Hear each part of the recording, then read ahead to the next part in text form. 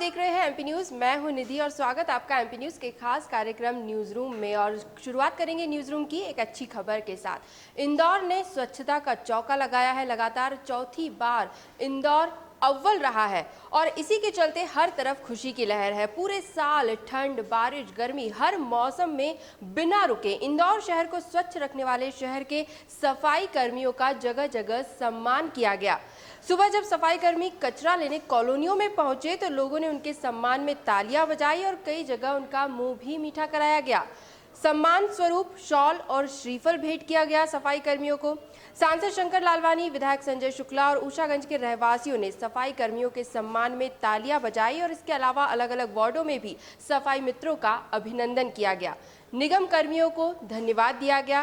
कुल मिलाकर चौथी बार नंबर 1 की पोजीशन पाने पर इंदौर में जगह जगह खुशी और जश्न का माहौल है।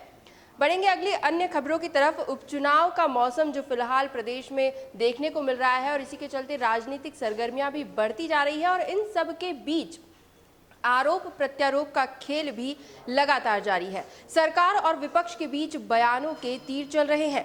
राजीव गांधी की जयंती पर आयोजित कार्यक्रम में पूर्व मुख्यमंत्री कमलनाथ ने भाजपा पर निशाना साधते हुए कहा कि उपचुनाव तक इस तरह की घोषणाएं रोज होती रहेंगी। भाजपा को पहले अपने पिछले 15 साल का हिसाब देना चाहिए। कमलनाथ के इस बयान पर कृषि मंत्री कमल पटेल ने पलटवार किया। कांग्रेस को आड़े हाथों लेते हुए मंत्री कमल पटेल ने कहा कि 15 महीनों में आपने तो सिर्फ धोखा दिया है।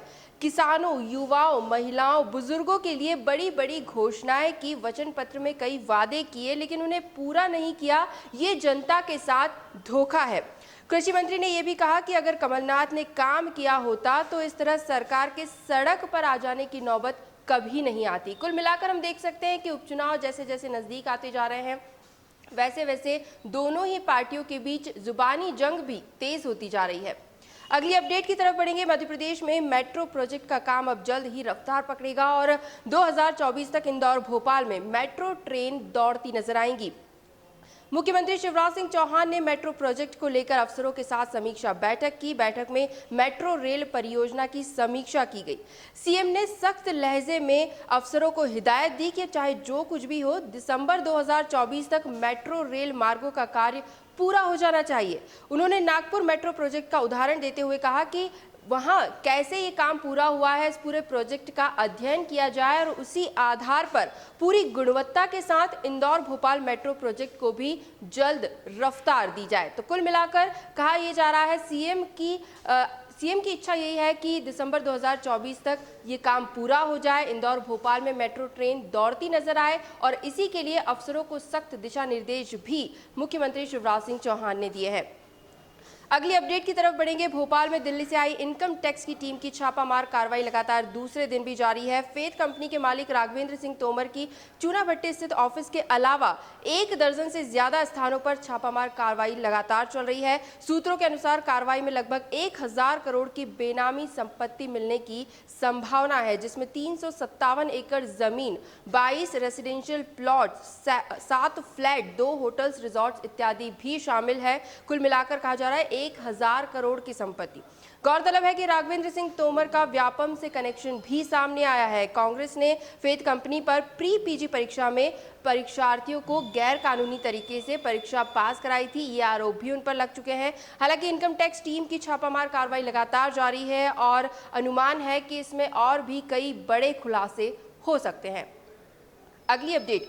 मध्य प्रदेश के युवाओं को शासकीय नौकरी देने के फैसले के बाद राज्य सरकार ने एक और अहम निर्णय लिया है। केंद्र सरकार की ओर से एक देश एक परीक्षा योजना का लाभ मध्य प्रदेश को भी मिलेगा।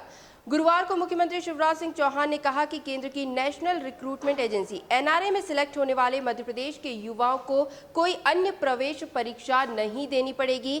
इसी परीक्षा के बाद अंकों के आधार पर मेरिट लिस्ट जारी की जाएगी और उस मेरिट लिस्ट के आधार पर युवाओं को सरकारी नौकरी दी जाएगी।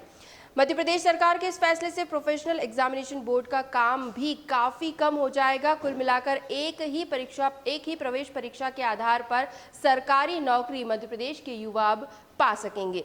अब बात करेंगे कोविड-19 के अपडेट्स को लेकर। मध्य प्रदेश में नए संक्रमित। पिछले 24 घंटे में जो नए प्रकरण सामने आए हैं वो है 1142। जी हां, 1000 को पार कर चुका है ये आंकड़ा और इसी के साथ कुल संक्रमितों की संख्या 49,493 तक जा पहुंची है। कल के दिन में 12 मरीजों की मौत हुई है और इसके साथ कुल मौत का आंकड़ा 1171 तक पहुंच गया है। राजधानी भोपाल की बात करें तो गुरुवार को 143 नए पॉजिटिव केसेस सामने आए हैं, जिससे कुल संख्या बढ़कर 9,448 तक पहुंच गई है। कल के दिन 90 मरीजों को डिस्चार्ज भी किया गया, वहीं 2 पॉजिटिव मरीजों की इलाज के दौरान मौत भी हुई है। फिलहाल भोपाल में गोविंदपुरा और पंचशील नगर नए हॉटस्पॉट बने हुए हैं।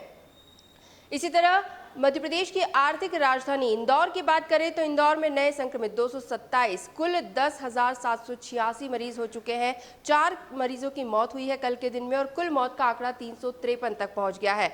वहीं कल के दिन में 54 मरीज स्वस्थ भी हुए हैं, डिस्चार्ज भी हुए हैं। इसी तरह अन्य जिलों की अपडेट्स भी अगर ले तो ग्वालियर में 130 नए प्रकरण सामने आए हैं, कुल संक्रमित 3,719 हो चुके हैं। जबलपुर में 85 नए मरीज, कुल 2,750। मुरैना में 15 नए मरीज, उज्जैन में 25, खरगोन 21, बड़वानी 11, नीमच 34, राजगढ़ 32 और मंदसौर में भी 21 नए मरीजों में कोरोना की पुष्टि हुई है। तो कुल मिलाकर ये कोरोना की अपडेट्स है मध्य प्रदेश को लेकर। और अंत में बात करेंगे अब एमपी के मौसम को लेकर, क्योंकि देर से ही सही लेकिन मानसून की मेहरबानी अब प्रदेश में देखने को मिल रही है। राजधानी भोपाल में गुरुवार शाम को झमाझम बारिश हुई। लगभग 2 घंटे तक 2 इंच बारिश रिकॉर्ड की गई है। हालांकि भारी बारिश के चलते जगह जगह जल जमाव की स्थिति बन गई और सड़कें भी नदियों में तब्दील हो गई। इसी तरह जबलपुर में भी पिछले कुछ दिनों से लगातार बारिश देखने को मिल रही है और जल भराव की स्थिति से उबरने के लिए प्रशासन को भी कड़ी मशक्कत करनी पड़ रही है। मौसम विभाग के अनुसार आगामी 2 दिनों तक भोपाल संभाग में भारी बारिश का अनुमान है और इसके अलावा इंदौर, उज्जैन, जबलपुर और सागर संभाग में भी तेज बारिश के आसार हैं। मौसम विभाग के अनुसार बंगाल की खाड़ी में बना सिस्टम ही प्रदेश पर अपना असर डाल रहा है और पूरी तरह से प्रदेश तरबतर नजर आ रहा है और इसी अनुसार शनिवार शाम तक प्रदेश के कई जिलों में तेज बारिश बनी रहेगी। एमपी न्यूज़ के न्यूज़ रूम से फिलहाल यही अपडेट्स। लगातार और भी खबरें और भी जानकारियां हम आप तक जरूर पहुंचाते रहेंगे। बस आप बने रहिए हमारे साथ और देखते रहिए एमपी न्यूज़। धन्यवाद।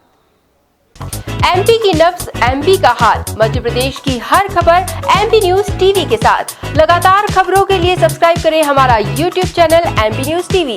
लेटेस्ट अपडेट्स के लिए बेल आइकन दबाना जरा भी न भूलें।